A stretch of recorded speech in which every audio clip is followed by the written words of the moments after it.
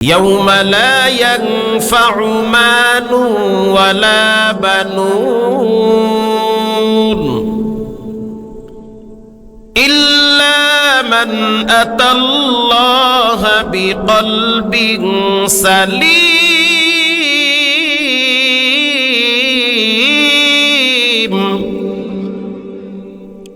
আল্লাহ রাব্বুল আলামিন বলেন, মাল কাজে আসবে না, সম্পদ কাজে আসবে না, সন্তান কাজে আসবে না,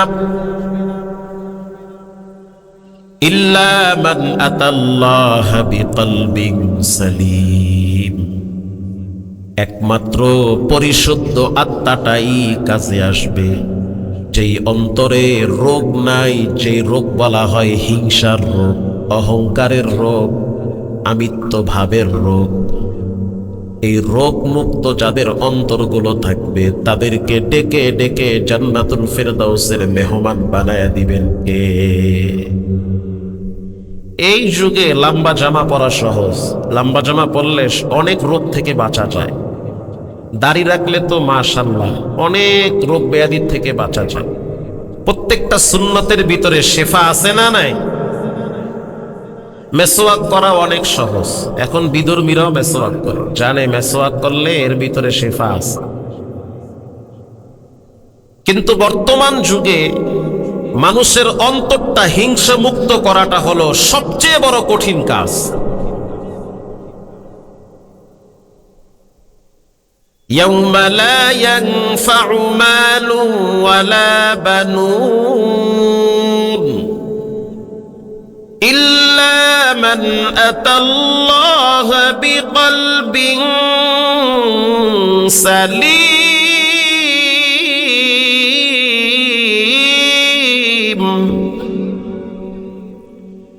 আল্লাহ রাব্বুল আলামিন বলেন, সম্পদ কাজে আসবে না, সন্তান কাজে আসবে না। আরে বেঁচে থাকতেই তো মা বাবার অনেক প্রয়োজনে সন্তান কাজে আসে না। বর্তমান বৃদ্ধাশ্রমগুলোর দিকে তাকায় দেখেন, অধিকাংশ শিক্ষিত ফ্যামিলির মা বাবারা বৃদ্ধাশ্রমে থাকে। ঠিক কিনা বলে?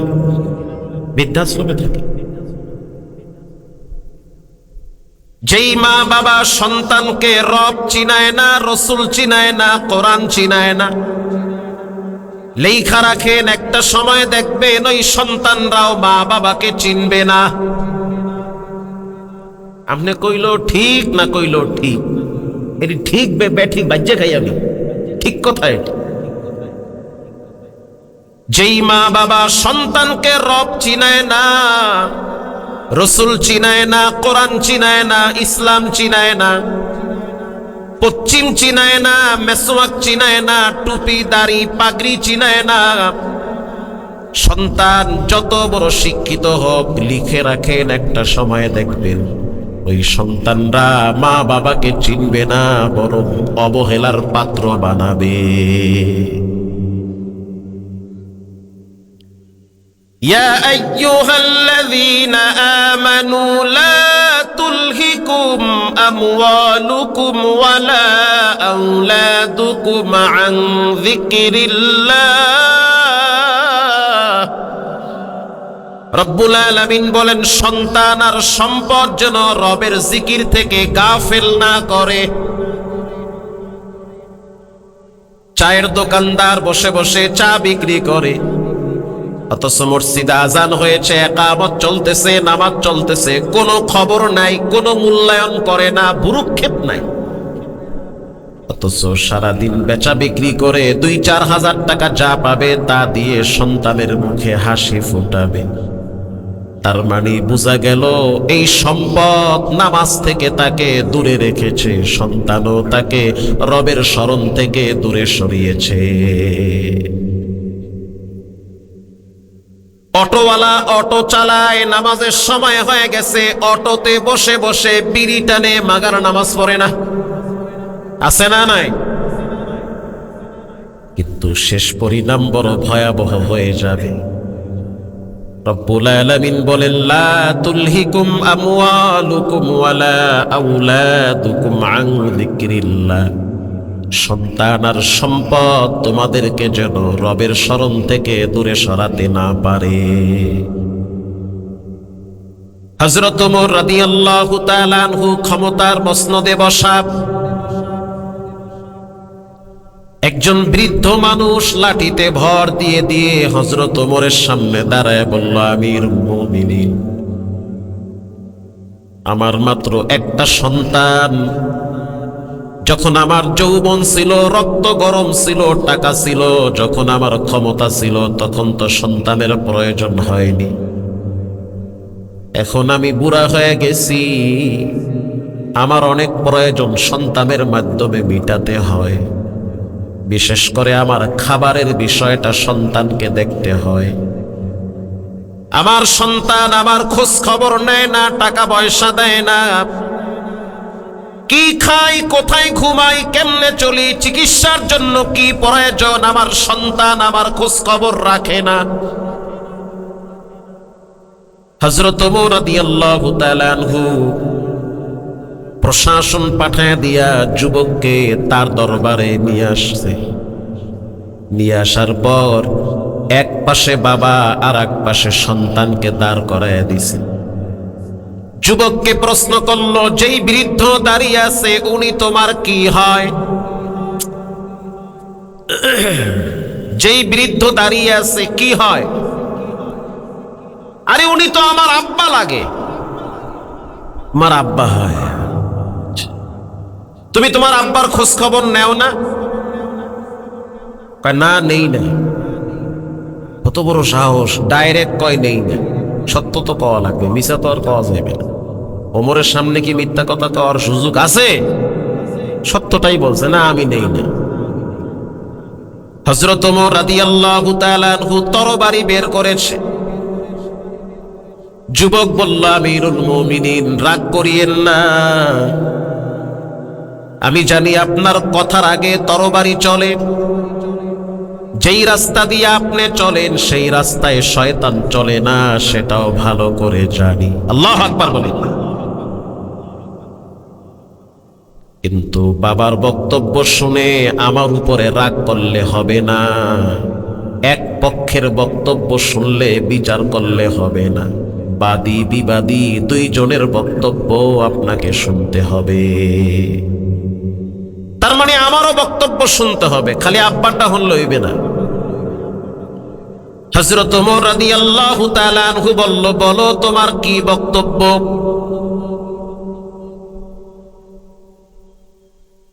যুবক বলল, আমিরুল মুমিনিন, প্রথমে জানতে চাই দুনিয়াতে বাপ আগে আসছে না ছেলে আগে আসছে? আপনারা টাঙ্গাইলের মানুষ, কি মনে করেন ছেলে আগে আসছে না বাপ আগে আসছে? বাপ আগে আসছে। হযরত ওমর রাদিয়াল্লাহু তাআলা আনহু বলল, বাবা আগে আসছে। যুবক বলল, আমিরুল মুমিনিন, তাহলে জানতে চাই দায়িত্ব বাবার আগে না ছেলের আগে? কার আগে? মুরব্বী চিন্তা করতে আছে, খাইছে পেস তো আমিও খাইছি। আমি তো চাইছি পোলার নামে মামলা টামলা দিয়া ফাঁসায় দেব, এখন দেখি পোলায় উল্টা পেস দিছে। হযরত ওমর রাদিয়াল্লাহু তাআলা আনহু তরবারিটারে আস্তে দূরে সরাইছে। পাকে থাকো, আগে শুনি ব্যাপারটা কি, কাহিনী কি এই জায়গায়। একটা তাকবীর জোরে দেন, যেটি ঘুমাইছে এরা যেন ঘুম ভাঙ্গে যায়। নারায়ে তাকবীর। কে কে ঘুমাইছেন দুই হাত তুলে আল্লাহকে দেখা। আর দুই চারজন ঘুমাইন না, ভালো বরকতি জায়গায় ঘুম বেশি আয়, ঘুমাও। আর না বুঝছে হাত তুলছে, মুইও জানি। আরে ঘুমাইলে কি মানুষ হাত তুলতে পারে? আর তো ঘুমায় নাই, আরো বেশি হসায়। দায়িত্ব কার? দায়িত্ব আব্বার আগে।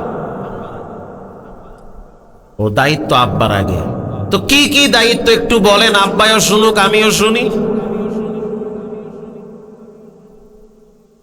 বাবার কি কি দায়িত্ব একটু বলেন, আব্বাও শুনুক আমিও শুনুক।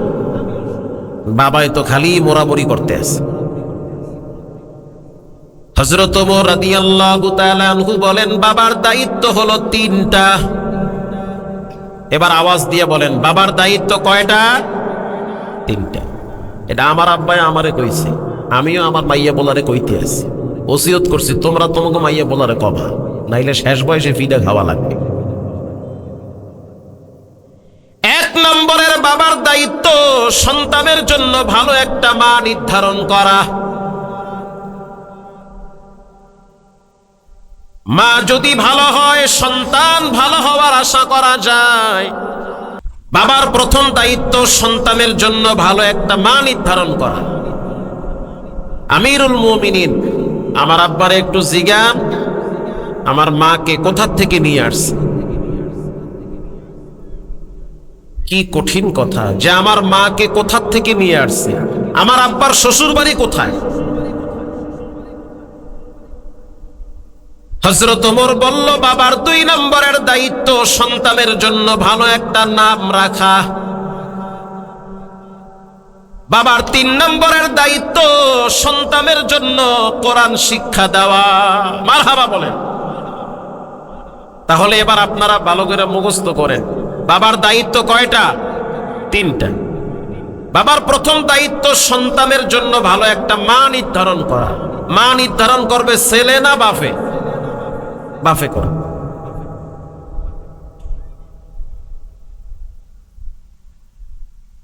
এবার যুবক বলল, আমিরুল মুমিনিন আমার আব্বাকে বলেন আমার নানার বাড়ি কোথায় আমি জানতে চাই, কোন ঘর থেকে আমার মাকে বিবাহ করে নিয়ে আসছে। বৃদ্ধ মানুষ চোখের পানি ছেড়ে দিয়ে বলল, আমিরুল মুমিনিন যখন আমার রক্ত গরম ছিল, যৌবন ছিল, তখন আমি মারাত্মক একটা পাপ করেছি। সেই পাপটা হলো আমি এক রাখালের ঘর থেকে এই সন্তানের মাকে ভাগায় নিয়ে আসছি, আর ওই মহিলার পেটে এই বাচ্চা হয়েছে। হযরত ওমর বলল, তালাকের মাসালা জানা আছে? বলে না, জানা নাই। ইদ্যতের বিষয় জানা আছে? বলে তাও তো জানা নাই। তাহলে আর একজনের বউরে নিয়ে আসলা, বিবাহ করলা, বাচ্চা পেটে দিলা, তাহলে কি বহিদ হয়ে গেল? বহিদ অবহিদ হালাল হারামের বিষয় আছে না? না। এবার বলো যুবক তোমার নাম কি? বলে আমার নাম হলো জৌল। জৌল মানে ধ্বংস হয়ে যাওয়া। কে তোমার নাম রাখছে? বলে আমার আব্বায়ে রাখছে। হযরত ওমর রাদিয়াল্লাহু তাআলা আনহু বলল, তুমি কি কোরআন শরীফ পড়তে পারো? যুবক বলল, না, কোরআন পড়তে পারি না, তবে আমি কবিতা পড়তে পারি। আমি আরবি মানুষ, আরবি কবিতা বুঝি, কবিতা বলতেও পারি।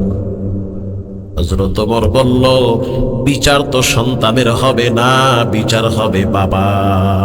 ঠিক কিনা বলে? বিচার হবে ছেলের না, বিচার হবে আব্বার। এজন্য রব্বুল আলামিন কোরআনে বলেছেন, সন্তান আর সম্পদ তোমাদেরকে যেন রব থেকে দূরে সরাইতে না পারে। 3টা জিনিস মানুষের কবর পর্যন্ত যাবে। 1 নম্বরে তার পরিবারের সদস্যরা কবর পর্যন্ত যাবে, তারপরে আর যাবে না। 2 নম্বরে সম্পদ কবর পর্যন্ত যাবে। 3 নম্বরে যেই আমল সে দুনিয়াতে করেছে সেই নেক আমল তার সাথে কবরের উপরে থাকবে না, বরং ভিতরেও চলে যাবে। সুবহানাল্লাহ।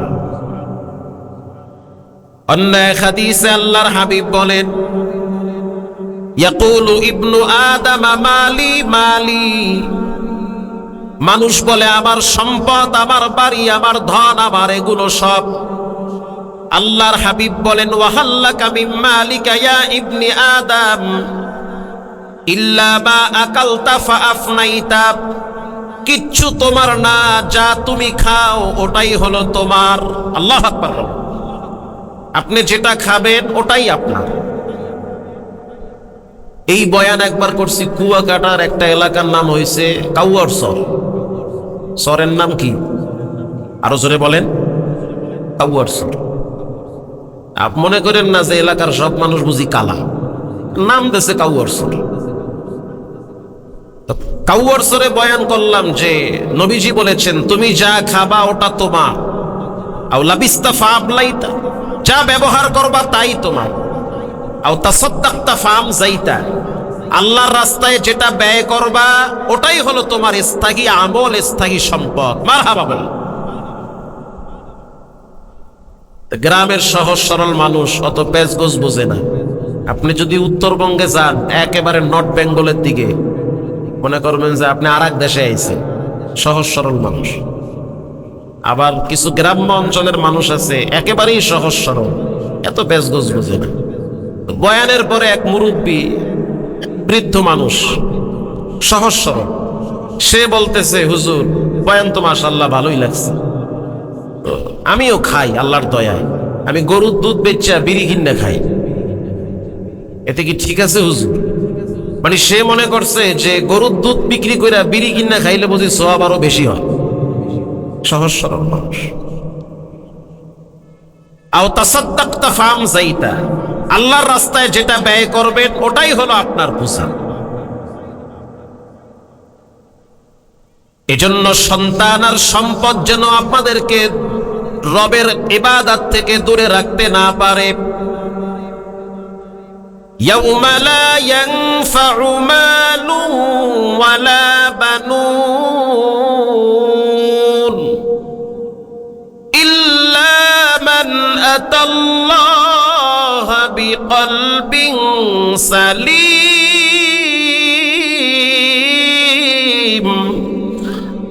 রব্বুল আলামিন বলেন, সম্পদ কাজে আসবে না, সন্তান কাজে আসবে না, কলবে সালিম, পবিত্র আত্মা যার থাকবে সেই অন্তরটাই কাজে আসবে।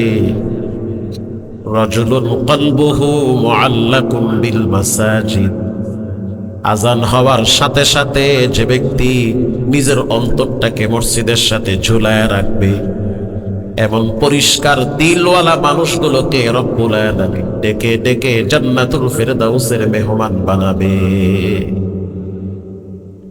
হাসান বসরি বলেন, 6 কারণে মানুষের কলব শক্ত হয়ে যায়, 6টা কারণে মানুষের অন্তর শক্ত হয়ে যায়। এর ভিতরে 1 নম্বরের কারণ হলো মানুষ গুনাহ করে তওবার আশায়। আজকে রাত্রে যত আনন্দ ফুর্তি করা দরকার করে নাও, কালকে ফজরের টাইমে তওবা করে নিও। ওরে বান্দা, ফজর হওয়ার আগে যে তোমার মৃত্যু হবে না তারও বা গ্যারান্টি কে দিয়েছে? কয়েকদিন আগে আপনারা দেখছেন কুমিল্লা রোডে গাড়ি অ্যাক্সিডেন্টে 13 জন লোক মারা গেল। সেই বক্তব্য এখনো অনলাইনে ভাইরাল। পুলিশ দাঁড়ায় দাঁড়ায় লাশ পাহারা দিচ্ছে, চোখের পানি ছেড়ে অঝর ধারায় কাঁদতেছে। সাংবাদিক প্রশ্ন করলো, কেন কাঁদেন? আপনার কি আত্মীয় স্বজন মারা গেছে? পুলিশ বলতেছে, আমার আত্মীয় মারা যায় নাই, তবে আমি এমন একটা লাশ দেখছি যেই লাশ কানের ভিতরে হেডফোন লাগানো ছিল, হাতের মোবাইলটা পর্যন্ত সরাইতে পারে নাই, এর ভিতরেই পিছন থেকে ট্রাক চাপা দিয়েছে। আরো আফসোসের বিষয় হলো মোবাইলের ভিতরে গান চলতেছে, মৃত্যুর পরেও দেখলাম গান চলতেছে। তাহলে এক হাতে মোবাইল, কানে হেডফোন লাগানো, ভাবতেও পারে নাই যে সকাল হওয়ার আগে তার জন্য পরকাল হয়ে যাবে। মানুষের মৃত্যু এত নিকটে, মানুষ একবার শ্বাস টান দেয়, দ্বিতীয়বার শ্বাস টানার সুযোগ নাও হতে পারে। হাসান বসরিকে তার পরিচয় আগে নেন। পৃথিবী বিখ্যাত একজন মুহাদ্দিসের নাম হলো হাসান বসরি, যিনি একজন তাবিঈ ছিলেন। হাসান বসরি রহমাতুল্লাহি আলাইহি, যিনি নবীজির ঘরে বড় হয়েছে। আল্লাহু আকবার বলেন। নবীর ঘরে যিনি লালন পালন।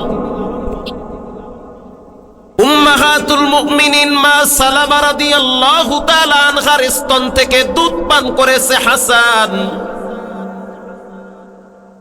হাসান বসরি বলেন, আমার জন্মের পর আমার মা তেনায় পেঁচায়া হযরত ওমরের দরবারে নিয়ে গেছে। হযরত ওমর রাদিয়াল্লাহু তাআলা আনহু বলল, বাচ্চাটা কার? আমার মা বলতে আছে, আমার বাচ্চা। আমিরুল মুমিনিন, বাচ্চাটা নিয়ে আসছি আপনার কাছে তাহানিক করাইতে। আমি চাই আপনার মুখের লালা আমার বাচ্চার মুখে লাগায় দেন, কারণ আপনার মুখের পাওয়ার এত বেশি, আপনার জিব্বার দাম এত বেশি, জিব্বা লড়ায়া যেটা বলেন রব্বুল আলামিন আরশ আজিম থেকে সেটা নাজিল করে। আপনার মুখের লালা বাচ্চার মুখে লাগায় দেন। হযরত ওমর রাদিয়াল্লাহু তাআলা আনহু তেনায় পেঁচানো ছোট্ট বাচ্চার মুখে লালা লাগায়া দিছে। মা চিৎকার মাইরা বলতে আছে, আমিরুল মুমিনিন, আমি বড় খুশি হইছি আমার বাচ্চার মুখে আপনার মুখের লালা রাখছি, এটা সুন্নতে রাসূল।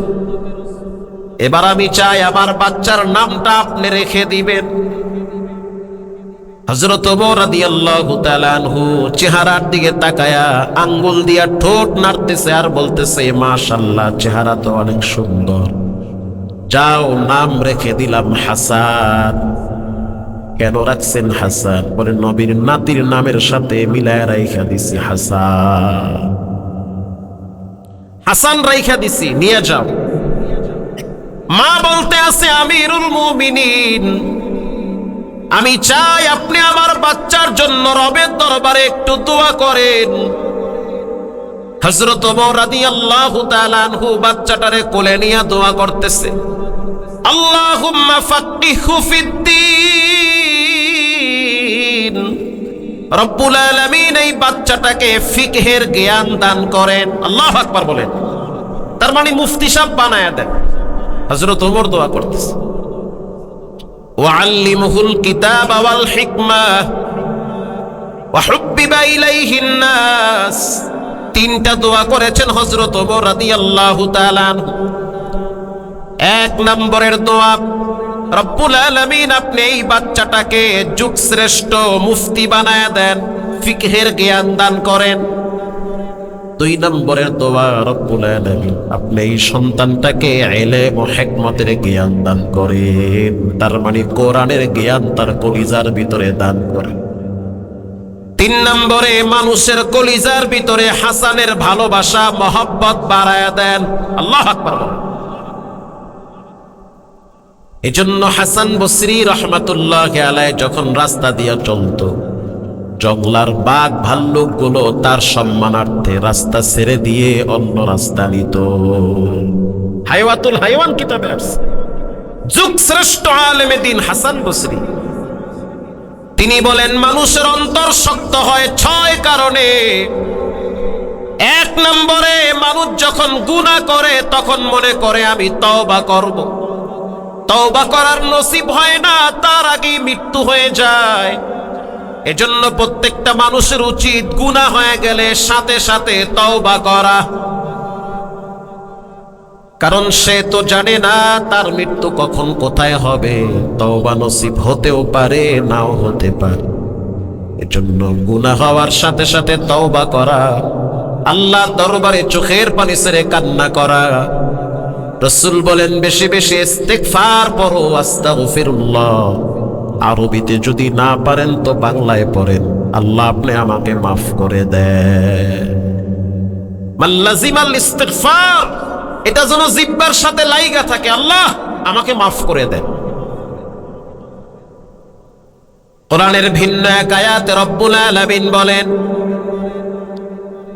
লা তাকুনাতু মির রাহমাতিল্লাহ, যত পাপ করো আমার রহমত থেকে দূরে সরে যেও না। পৃথিবীর মানুষের কাছে বারবার অপরাধ করলে মানুষ তাড়ায় দেয়। রব্বুল আলামিন বলেন, বান্দা যত পাপ করো আমি রব কখনোই দরওয়াজা বন্ধ করে দিব না, বরং আমার দরওয়াজা খোলা আছে। গোপনে আমার কাছে ক্ষমা চাইলে গোপন পাপ গোপনে আমি মাফ করে দিব। সুবহানাল্লাহ। এজন্য প্রত্যেকটা মানুষের উচিত গোপনে রবের কাছে তওবা করা, গুনাহ নিয়ে বসে না থাকা। যে ব্যক্তি তওবা করে সে ব্যক্তি নিষ্পাপ বাচ্চার মতো মাসুম হয়ে যায়। আল্লাহর রাসূল বলেন, আত-তাইবু মিনায-যামবি কামাল লা যামবা লা। একটা বাচ্চা যখন মায়ের পেট থেকে দুনিয়াতে পদার্পণ করে নিষ্পাপ কোনো গুনাহ নাই, ঠিক তেমনি ভাবে যখন কোন জাহান্নামের আসামি গুনাহ করে করে জীবনটারে নষ্ট করে ফেলে, আর যখন রাত্রিবেলা দরজা জানলা লাগাইয়া চোখের পানি ছেড়ে দিয়ে বলে আল্লাহু হাজিরিন, রব্বুল আলামিন আমি আর তুমি, তুমি আর আমি, মাঝখানে কেউ নাই। নানুপুরের শায়েখ প্রায় সময় বলতেন, মানুষ যখন আল্লাহর দরবারে কান্নার ভান করে, চোখে পানি নাই, তারপরে সে চেষ্টা করে আর ক্ষমা চায়।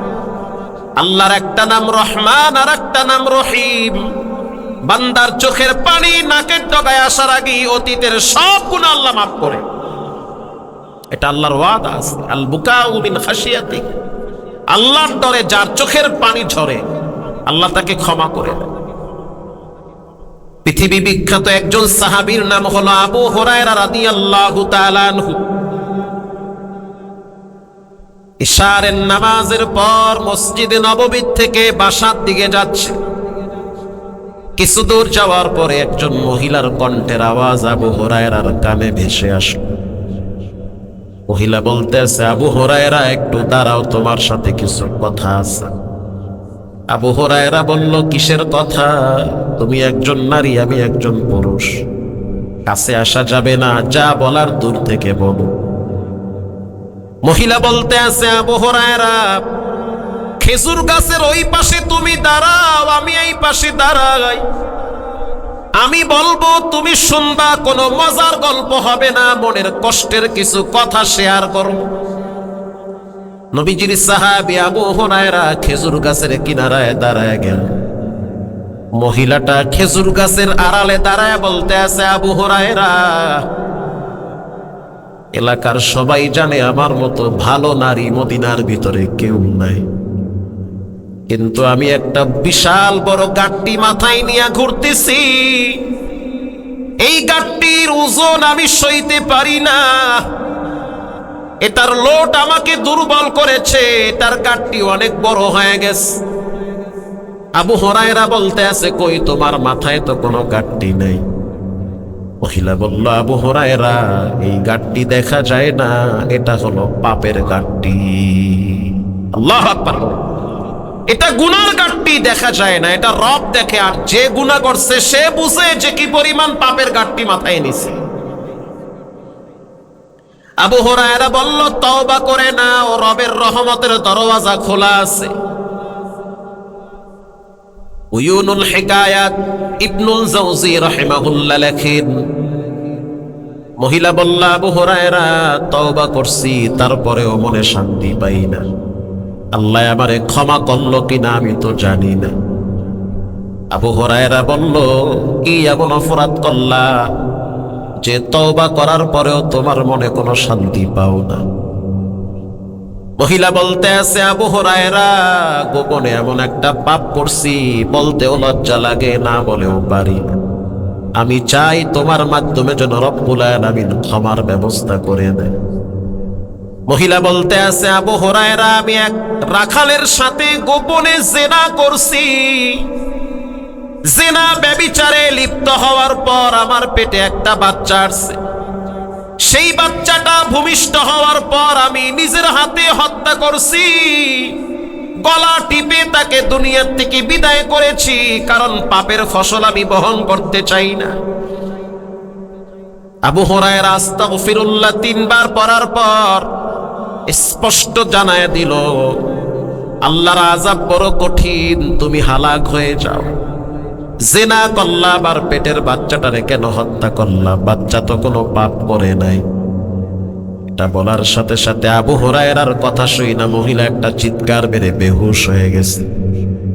যখন মহিলাটা বেহুশ হয়ে গেছে, নবীজির প্রিয় সাহাবী আবু হুরায়রা ভয় পেয়ে গেছে, দৌড়ায় নবীর দরবারে চলে গেল। রাহমাতুল লিল আলামিন, একজন মহিলা জিনা করেছে, পেটে বাচ্চা আসছে, বাচ্চা হত্যা করেছে। আমি বলেছি তুমি হালাক হয়ে যাও, আল্লাহর আযাব গজব বড় ভয়ঙ্কর। আল্লাহর হাবিব বলতে আছে, আবু হুরায়রা, আল্লাহর আযাব যেমন বড়, তার চেয়ে বড় হইল আল্লাহর দয়া আর মায়া। আবু হুরায়রার চেহারা অন্ধকার হয়ে গেছে, মাথা নিচু করে দাঁড়ায় রয়েছে। ইন্দিবিন টাইমে আল্লাহর হাবিব বলতে আছে, আবু হুরায়রা, মহিলার চোখের পানি আর কান্নার কারণে রব্বুল আলামিন তার ক্ষমার জন্য কোরআনের আয়াত নাজিল করছে, ইল্লা মান তাবা ওয়া আমানা ওয়া আমিলা আমালান সালিহা। পাপ করার পরে চুপচাপ বসে নাই, গোপনে তওবার জন্য রবের দরবারে হাত পাতছে, যার কারণে রব্বুল আলামিন তার চোখের পানি আর কান্নার কারণে অতীতের সব গুনাহ মাফ করে দিয়েছে। ভাই, আল্লাহ আপনারেও তো পায়। আরে বেশ্যা মহিলাকেও তো আল্লাহ মাফ করছে। কিফিল নামের এক জালেমকেও আল্লাহ ক্ষমা করে দিয়েছে। কিতাবে পড়েছি মুসা আলাইহিস সালাম সকালবেলা আল্লাহরে বলতেছে, আল্লাহ, আমার সম্প্রদায়ের ভিতরে সবচেয়ে পাপী মানুষকে, তাকে দেখতে চাই। আল্লাহ তাআলা বলল, মুসা, একটু পরেই দেখবা তোমার সামনে দিয়ে, এই রাস্তা দিয়ে একজন মানুষ, একজন বাবা তার বাচ্চাকে কোলে নিয়ে জঙ্গলার দিকে কাটতে চায়। তোমার সম্প্রদায়ের ভিতরে ওই লোকটাই সবচেয়ে বড় পাপী। মুসা আলাইহিস সালাম আবার দোয়া করছে, আল্লাহ, আমি জানতে চাই আমার সম্প্রদায়ের ভিতরে সবচেয়ে ভালো মানুষকে। আল্লাহ রাব্বুল আলামিন বলল, মুসা, সন্ধ্যার টাইমে দেখবা একজন ব্যক্তি রাস্তা দিয়া যায়, ওই ব্যক্তি হলো সবচেয়ে পুণ্যবান ব্যক্তি। মুসা আলাইহিস সালাম সকালবেলা তাকায়া দেখলো বাপ বাচ্চা কোলে নিয়ে জঙ্গলার দিকে যাইতেছে কাঠ কাটার জন্য। সন্ধ্যার টাইমে তাকায় দেখলো একই ব্যক্তি বাচ্চা কোলে নিয়া জঙ্গলার থেকে বাসার দিকে যাইতেছে। মুসা আলাইহিস সালাম আবার প্রশ্ন করলো, আল্লাহ, সকালে বললেন এই লোকটা সবচেয়ে খারাপ, আবার সন্ধ্যার টাইমে দেখলাম ওই লোকটাই নাকি সবচেয়ে ভালো। রব্বুল আলামিন বলল, মুসা, তুমি তো মানুষের বাহ্যিক সৌন্দর্য দেখো,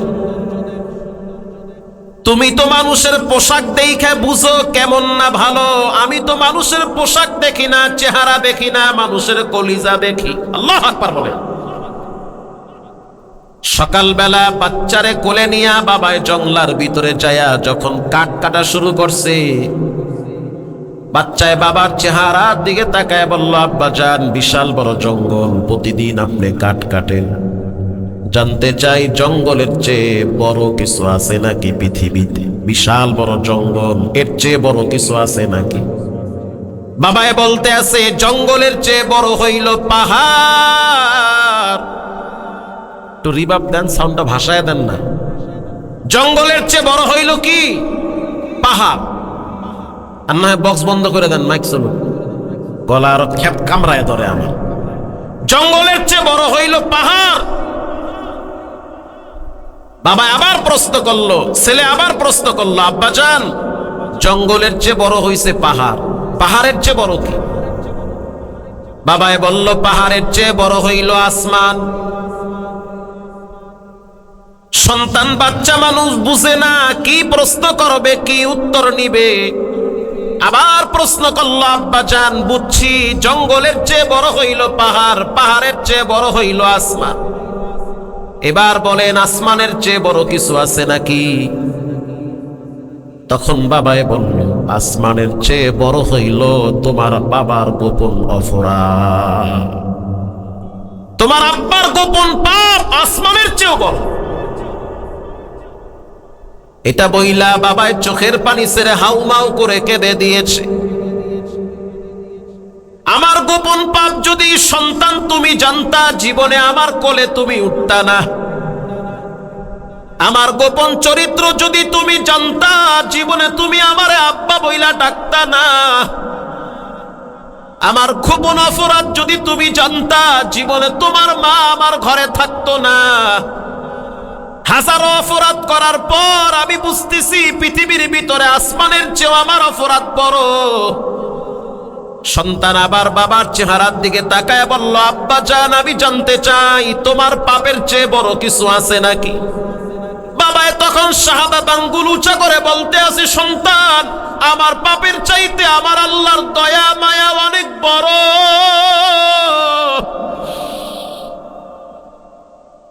মুসা যখন বাপ নিজেকে পাপী বলে সন্তানের সামনে পরিচয় দিয়েছে, আর যখন বলেছে আমার রবের দয়া নাকি অনেক বড়, তাহলে আমিও ঘোষণা দিলাম সকাল বেলার পাপীরে সন্ধ্যার টাইমে মাসুম বানায়া ঘরে পাঠায়া দিছি।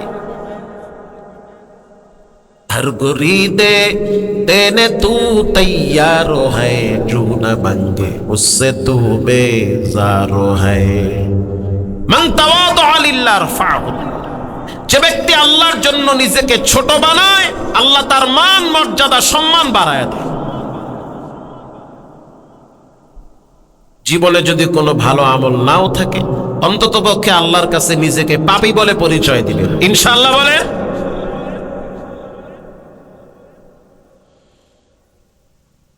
প্রিয় ভাইয়েরা আমার, এজন্য রব্বুল আলামিন বলেন, মাল কাজে আসবে না, সম্পদ কাজে আসবে না, সন্তান কাজে আসবে না, পবিত্র আত্মাই কাজে আসবে। যেই অন্তরে হিংসা নাই, কোনো অহংকার নাই, কোনো নেফাকি নাই, এমন ফ্রেশ অন্তরগুলো রব্বুল আলামিন বিচারের ময়দানে ডেকে ডেকে জান্নাতুল ফেরদাউসের মেহমান বানায় দিবে। ফ্রেশ অন্তরের মূল্য আল্লাহর কাছে অনেক বেশি। নবীজি মসজিদের বারান্দায় বসা, নবীজি বলতেছে, একটু পরে দেখবা একজন ব্যক্তি ঢুকতেছে, ওই ব্যক্তির হাতে জুতা আছে, দাড়ির ফাঁক দিয়ে উজুর পানি পড়তেছে, সে আল্লাহর জান্নাতের মেহমান। সুবহানাল্লাহ। তো আসতে বললেন যে মুআজ ইবনে জাবাল রাদিয়াল্লাহু তাআলা আনহু বলেন, আমার ভিতরে ঈর্ষা আসছে। আমলের ক্ষেত্রে ঈর্ষা জায়েজ। আরে এরে আল্লাহর নবী জান্নাতি বলে ঘোষণা দিছে, কি এমন গোপন আমল আছে? লম্বা কথা। 3 দিন পর্যন্ত ওই সাহাবীর বাসায় মেহমান ছিল মুআজ ইবনে জাবাল রাদিয়াল্লাহু তাআলা।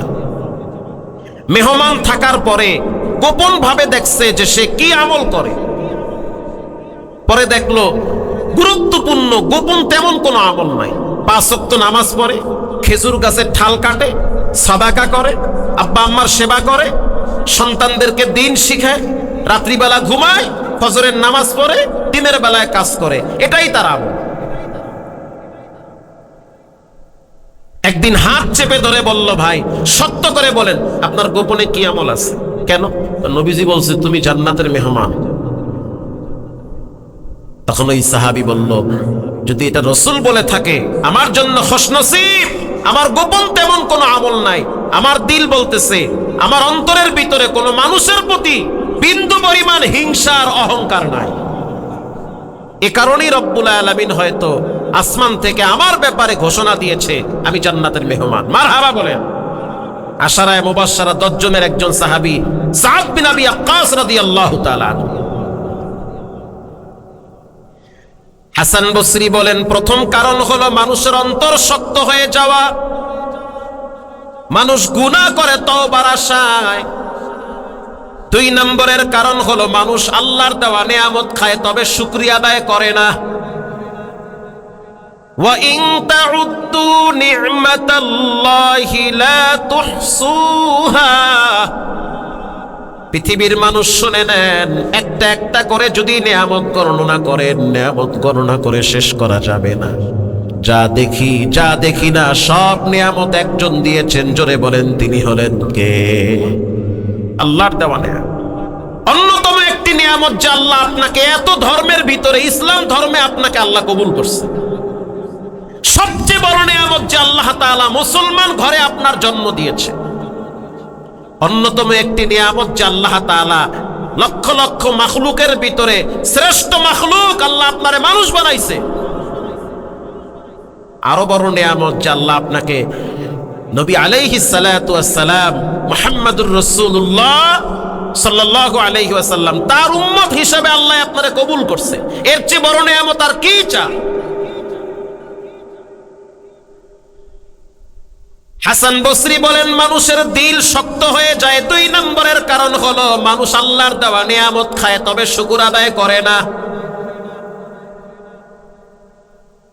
একজন গরিব মানুষ পায়ে হেঁটে হেঁটে দামেস্কের একটা মরুভূমির অঞ্চলে ছোট্ট একটা ভাঙ্গা মসজিদে জোহরের নামাজ পড়ার জন্য যায়।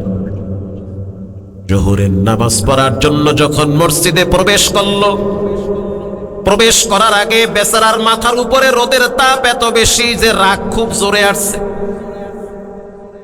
আল্লাহকে বলে, আল্লাহ এতটাই গরিব বানিয়েছেন যে আমার পায়ে কোনো জুতা নাই। আমি নিতান্তই নিদারুণ একজন গরিব মানুষ, পায়ে হেঁটে হেঁটে খালি পায়ে আমি মসজিদের দিকে যাচ্ছি। আল্লাহর প্রতি অভিযোগ, জুতা নাই। আল্লাহ তাআলা তৎক্ষণিক দেখায়া দিছে, পিছনে তাকায়া দেখতেছে যে এক ন্যাংরা, দুইটা পাওই নাই, লাঠিতে ভর দিয়া দিয়া মসজিদে যাইতেছে। আপনারা কি মনে করেন জুতা আগে না পাও আগে? হাত আগে না ঘড়ি আগে? মাথা আগে না টুপি আগে? কি ভাই, কি আগে? ওয়াজ আগে না তবারক আগে? ওই যে তবারক আগে, ওয়াজ আগে। তামান নাই জুতা, হের তো পাওই নাই। এখন চোখ বড় করে চিন্তা করে, আই সুবহানাল্লাহ, কইছি কি আল্লাহ রে আমি, আমার নাই জুতা, তাতেই বলছি আল্লাহ আমার জুতা নাই, হের তো দেখি পাওই নাই। কানে ধরে আর কা, আল্লাহ শাস্তি আর দিয়েন না, পায়া গেছি আমি, বুঝ আমি হয়ে গেছে, আর জীবনে কমু না আমার জুতা লাগবে, তবে পাওগুলারে শেষ করেন না। আল্লাহু আকবার জোরে বলে। ন্যাংরার কাছে গিয়ে কয়, এই মিয়া সাহেব, তোমার যে পাও নাই, আল্লাহর প্রতি অভিযোগ নাই? উয়ুনুল হিকায়াতে আসছে, ইবনুল জাওজি লেখছে, তোমার যে পাও নাই, আল্লাহর প্রতি অভিযোগ নাই? দ্বিতীয়বার এই কথা যদি শুনি, এই লাড়ি কিন্তু তোমার ভিডিও উঠবে। আল্লাহ আমারে পাও দেয় নাই তো হইছে কি? মানুষ বানাইছে, এই তো বেশি। শ্রেষ্ঠ নবীর শ্রেষ্ঠ উম্মত বানিয়েছে, এর চেয়ে বড় নিয়ামত আর কি হতে পারে? আমি শুকরিয়া। তবে আল্লাহর কাছে দোয়া করি, আল্লাহ দুনিয়ার মানুষ আমারে ন্যাংরা বলে, বিবাহের অনুষ্ঠানে আমাকে দাওয়াত দেয় না, শক্তিশালী মানুষ তারা আমাকে ধাক্কা দিয়া ফালায়া দেয়, আমার কোনো আফসোস নাই। কিন্তু মৃত্যুর পরে, কবরে যাওয়ার পরে তুমি আমারে ন্যাংরা বলে ডাক দিও না, কবরের আযাব থেকে আমাকে মুক্ত করে দাও। একজন ন্যাংরা, তারও তো মনে আশা আছে যে আল্লাহ আমারে মাফ করবে, ঠিক কিনা বলেন? এজন্য হাসান বসরি বলেন, মানুষ যখন রবের নিয়ামত ভুলে যায় তখন তার অন্তর শক্ত হয়ে যায়। 3 নম্বরে আল্লাহর বন্টনকে মানতে চায় না। আল্লাহ কাউকে কালো বানায়, কাউকে পরিষ্কার বানায়, কাউকে লম্বা বানায়, কাউকে বেটো বানায়, কাউরে বাড়িওয়ালা বানায়, কাউরে বাড়ির দারোয়ান বানায়, কাউরে গাড়ির মালিক বানায়, কাউকে ড্রাইভার বানায়। বলেন এই বন্টন কার? এটা আল্লাহর বন্টন। আপনার সন্তানের মেধা ভালো, আর একজনের সন্তানের মেধা দুর্বল। খবরদার হিংসা করবেন না, রবের কলমের উপরে কখনোই আপনি খারাপ মন্তব্য করবেন না, বরং রবের বন্টন গুলোকে মেনে নেন। রাজশাহী গেলাম বয়ান করার জন্য কয়েকদিন আগে। হুজুর, আমার বাগান আর আমার ভাইয়ের বাগান পাশাপাশি, একসাথে গাছগুলার পরিচর্যা করছি, অথচ বৃষ্টির কারণে দেখেন, বাতাসের কারণে আমার যত গাছে বোল ছিল সবগুলো মাটির সাথে মিশিয়ে দিছে। আমার ভাইয়ের গাছের একটা আম পড়ে নাই, একটা বোল নষ্ট হয় নাই, অথচ বাতাস তার গাছেও লাগছে, আমার গাছেও লাগছে। নষ্ট হইল তো একসাথে দুইজনের হওয়ার কথা, তারটা হইল না, আমারটা হইল। আমি বললাম, এটা কে করেছে? সে বলল, একজন করেছেন, তিনি হলেন কে? এখন বলেন আপনি আল্লাহর প্রতি কি ধারণা? না, মনে কোনো আফসোস নাই, আমার গাছ যেহেতু আছে, এই বছর আম না হইলে হইবে কি, আগামী বছর তো ঠিকই হইবে। মারহাবা বলেন। আল্লাহর বন্টনের উপরে কখনোই রাগ করতে হয়। বাড়ির যিনি মালিক, হে নিজে কলম দিয়ে লিখতেও পারে না হ্যার নাম, আর দারোয়ান বিয়ে পাস, আছে না নাই?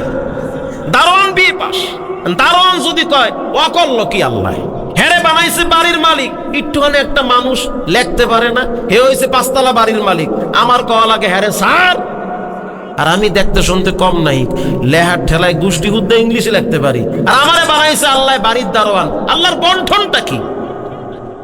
এই চিন্তা যাদের অন্তরে থাকে তাদের দিল নরম থাকে না, শক্ত হয়? শক্ত হয়। এই শক্ত দিল হওয়া ভালো না, খারাপ লক্ষণ। হাসান বসরি বলেন, 4 নম্বরে যখন মানুষ মৃত্যুকে ভুলে যায় তখন মানুষের অন্তর শক্ত হয়ে যায়। 5 নম্বরে মানুষ যখন তার সন্তানদেরকে দিন শিখায় না তখন মানুষের দিলটা শক্ত হয়ে যায়। 6 নম্বরে যখন মানুষ তার মা বাবার সাথে নাফরমানি করে তখন তার অন্তর শক্ত হয়ে যায়।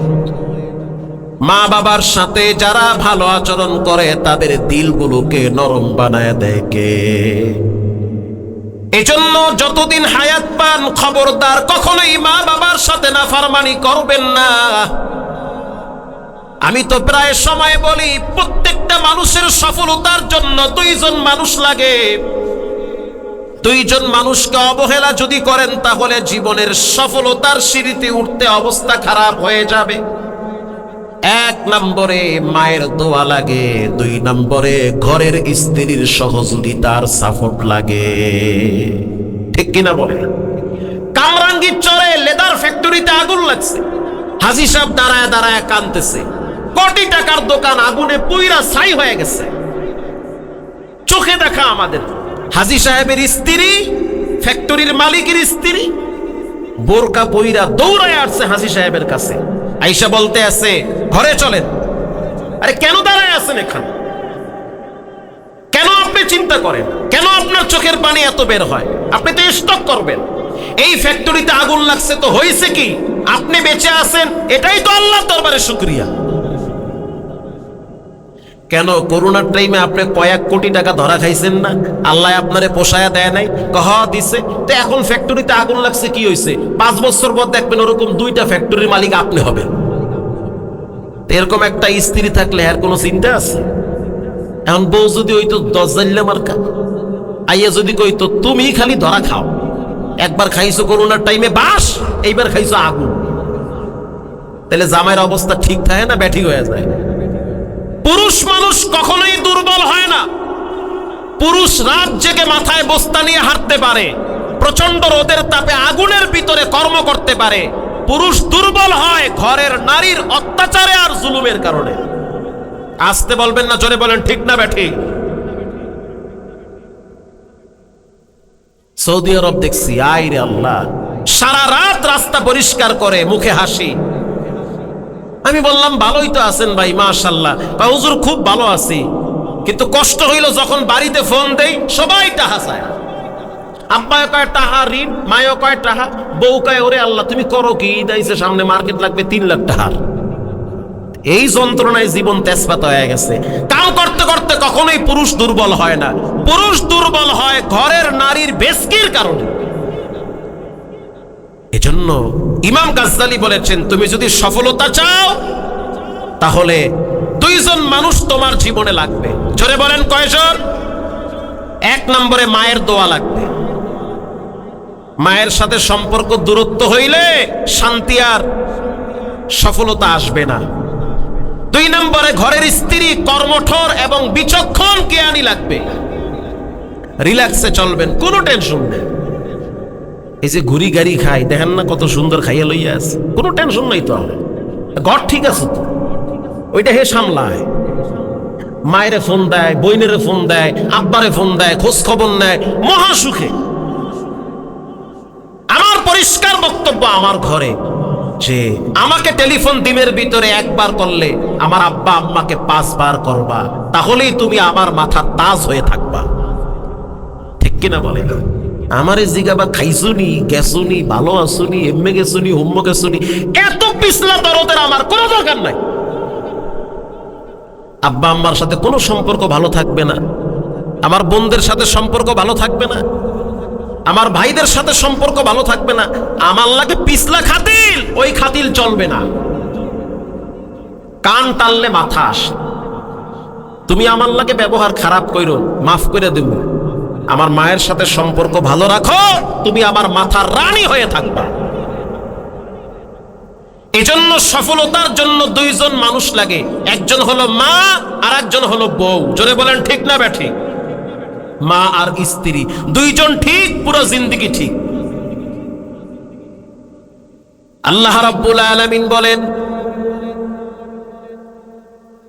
واخفض لهما جناح الذل من الرحمة وقل رب ارحمهما كما ربياني صغيرا।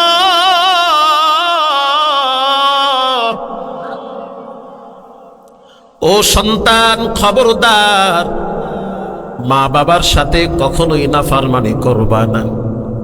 রহমতের ডানা বিছায়া দাও, রহমতের পাখা বিছায়া দাও। উফিম ওয়ালা তানহারুহুমা, এমন শব্দ ব্যবহার করিও না যে মা কষ্ট পায়। ওয়ালা তানহারুহুমা, মাথায় ঝাঁকি দিয়া কথা বলবা না। কেউ যদি মনে করে দুনিয়ার ভিতরে আমি জাহান্নাম কামাইতে চাই, সে যেন মা বাবার সাথে খারাপ ব্যবহার করে। বর্তমান একজন কাবার ইমাম আছে, যার নাম হলো ওয়ালিদ আশ-শামস। ওয়ালিদ আশ-শামস, যার আব্বার নাম হলো খালিদ আশ-শামস। বর্তমান কাবা শরীফের সবচেয়ে কম বয়সী ইমাম। তার আব্বা জান খালিদ আশ-শামস 12 বছর আগে তিনি টুইটারে একটা লেখা দিয়েছিল। সেই লেখাটা লিখেছিল যে, রব্বুল আলামিন, তুমি তো জানো আমার সন্তান খালিদকে আমি তোমার দ্বীনের রাস্তায় দিয়ে দিয়েছি, কিন্তু আমি এমন একজনের দরবারে দোয়া করতেছি, তিনি হইল সবচেয়ে বড় মহান। আমার দোয়া যত বড় হোক, তার দরবারে আমার দোয়াটা তেমন কিছুই না। আমার মনটা চায় আমার সন্তান খালিদ যেন কাবার ইমাম হয়। ভাইরে, দোয়া কি? ওয়ালিদ আশ-শামস কাবার ইমাম বলে, আমাদের বাড়ি হলো সেই হাইলের ভিতরে, অথচ আমার আব্বা জান অসুস্থ অবস্থায় দোয়া করেছে, আল্লাহ আমার সন্তান খালিদকে তুমি কাবার ইমাম বানায়া দিও। অথচ আমার আব্বা জান দেখে নাই, কয়েক বছর পর দুনিয়া থেকে বিদায় হয়ে গেছে। 12 বছর পর রব্বুল আলামিন আমার আব্বার সন্তান আমি খালিদ ওয়ালিদকে কাবার ইমাম হিসেবে কবুল করেছে। আর যদি আমার আব্বায় দুনিয়ায় থাকতো আর আমার পিছনে বাইতুল্লাহ নামাজ আদায় করত, তাহলে আমার আব্বার চেয়ে খুশি পৃথিবীতে আর কেউ হইতো না। কিন্তু আমার আব্বাজান যখন দোয়া করছে, বড় দোয়াটাই করছে, কারণ যার কাছে দোয়া করছে তিনি সবচেয়ে বড় মহান। জোরে বলেন তিনি কে?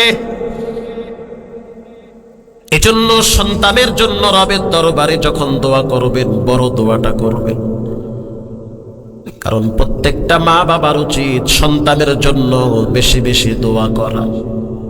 বর্তমান কাবার আর একজন ইমাম আছে, নাম হলো ইয়াসিদ দুসারি। পৃথিবীর প্রত্যেকটা ইমামের তেলাওয়াত নকল হয়, কিন্তু তার তেলাওয়াত কেউ নকল করতে পারে না। এত চমৎকার তেলাওয়াত, যখন তিনি তেলাওয়াত করে তখন মনে হয় 40 লক্ষ মুসল্লিরা আল্লাহর জান্নাতের বাতাসে হাওয়ায় উঠতে থাকে। আল্লাহু আকবার বলেন। ছোট ছোট বাচ্চাদেরকে আমি গত বছর রমজানে দেখছি, ইয়াসিদ দুসারি যেই রাস্তা দিয়ে হাঁটে, বাচ্চারা ধুলা উঠায়া বুকে লাগায়। তার মানে বুঝতে পারলাম ধুলাগুলা ইয়াসিদ দুসারির পায়ের ধুলা।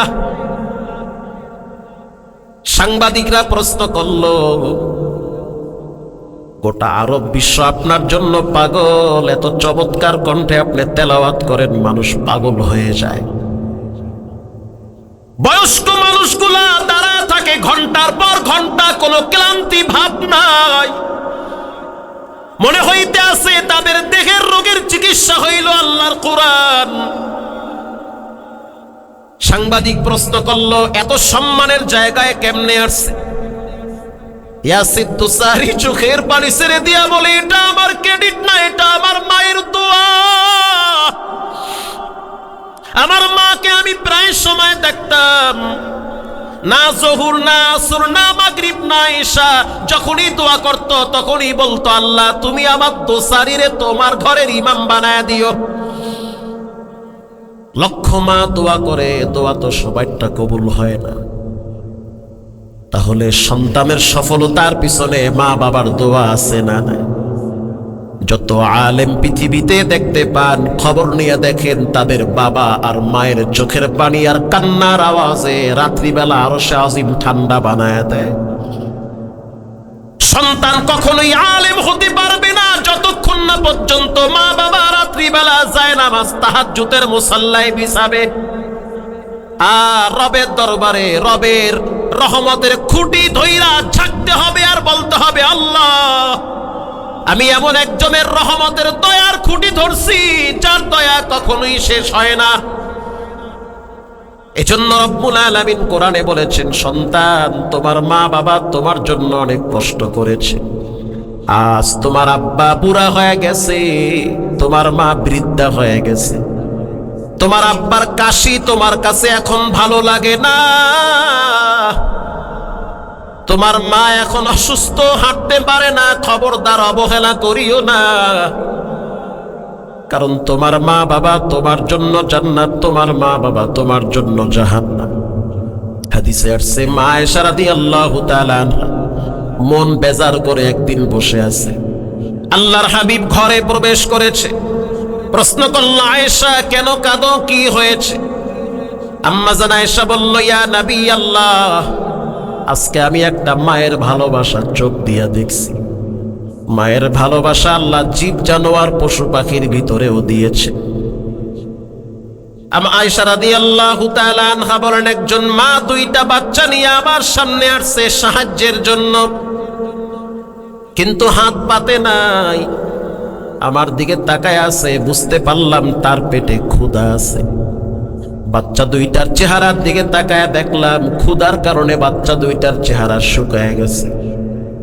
আমি আয়েশা ঘর থেকে 3টা খেজুর দিছি আর বইলা দিছি, দুইটা বাচ্চারে 2টা খেজুর দিবা আর একটা খেজুর তুমি খেয়ে ফেলবা। ওগো আল্লাহর হাবিব, আমি তাকায় দেখলাম ওই মা 2 বাচ্চার মুখে 2টা খেজুর দিয়া মায়ের নিজের ভাগের খেজুরটা অর্ধেক কইরা আবার 2 বাচ্চার মুখে তুলে দিয়েছে। আমি আয়েশা আবার তাকে ডাক দিয়া বললাম, এদিকে আসো, 2 বাচ্চার জন্য 2টা খেজুর দিছি, তোমার ভাগেরটা তুমি কেন অর্ধেক করছো? মা তখন বলতে আছে, আমি আমার ক্ষুধার যন্ত্রণা সহ্য করতে পারি, কিন্তু বাচ্চারা তো পারে না, ওরা আমার কলিজা, ওরা খাইলে আমার খিদা নিবারণ হয়। আম্মা জান আয়েশা বলেন, আমি আরো একটা খেজুর দিছি, নাও তুমি খাও। আমি দূর থেকে তাকায় দেখলাম সেই খেজুরটাও 2টা ভাগ করে 2 বাচ্চার মুখে দিল। তখন বুঝতে পারলাম মা বাচ্চারে কি পরিমাণ ভালোবাসে। মা আয়েশা নিজে বর্ণনা করেন, তাকায় দেখলাম হুজুরের চোখের পানি বায়া বায়া, দাড়ি ভিজে, জামা ভিজতেছে। আমি বললাম, হুজুর আপনি কেন কাঁদেন? আল্লাহর হাবিব বলল, আয়েশা আমিও তো একটা মায়ের সন্তান, আমি আমার মায়ের দুধ বেশি দিন পাই নাই, জন্মের পরে মাত্র 6 বছর আমি আমার মাকে পাইছি। আবওয়া নামক জায়গায় আমার মা ঘুমিয়ে আছে। পৃথিবীর মানুষকে জানায় দাও, ক্বালা হুমা জান্নাতুকা ওয়া নারুকা, মা বাবাই তাদের জন্য জান্নাত, মা বাবাই তাদের জন্য জাহান্নাম। আল জান্নাতু তাহতা আকদামিল উম্মাহাত, মায়ের পায়ের নিচে সন্তানের জন্য আল্লাহ জান্নাত রিজার্ভ করে রাখছে। এজন্য ছাত্র ভাইয়েরা, যুবক ভাইয়েরা, মুরব্বী বাবারা, যাদের মা বেঁচে আছে অবহেলা করিয়েন না। আপনার ঘরে সম্পদ এখনো আছে, দোয়া করেন, আজ থেকে পাক্কা নিয়ত করে নেন, জীবনে নামাজ ছাড়বো না, হারাম খাবো না, আব্বা আম্মার সাথে বেয়াদবি করব না, জীবনের শেষ তওবা মনে করে 2টা হাত আল্লাহকে দেখায়া দাও। নারায়ে তাকবীর। আল্লাহ হাতগুলা জীবনে একবার কাবার গিলাফের সাথে লাগায়া দেন। বারবার নবী নবীজির রওজা জিয়ারতে তৌফিক দান করেন, বলেন আমিন। সুম্মা আমিন। ওয়া আখির দাওয়ানা আলহামদুলিল্লাহি রাব্বিল আলামিন। আসসালামু আলাইকুম।